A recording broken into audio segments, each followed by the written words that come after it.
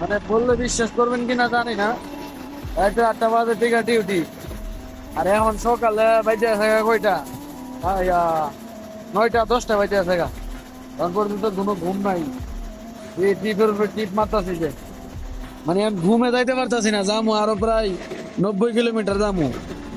ঘুমে এমন একটা ঘুমে বাইরে বাইরে করতেছে, গাড়ির বোতলে পানি শেষ, এখন পানি ট্যাঙ্কির পানি দিয়ে মুখ ধুমু,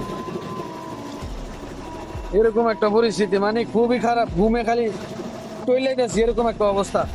ঘুমে বাইরে ভাই কি করতাম।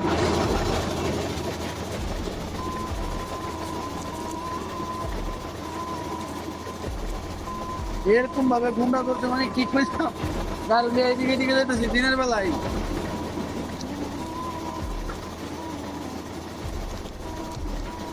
আল্লাহ, মেইন রোড একদম ফাঁকা, কোনো গাড়ি নাই। আর একটু পানি লিয়ে লই, ঘুমাইলে মেরা তুমি আবার শোর মধ্যে। খুবই খারাপ অবস্থা, মানে একদম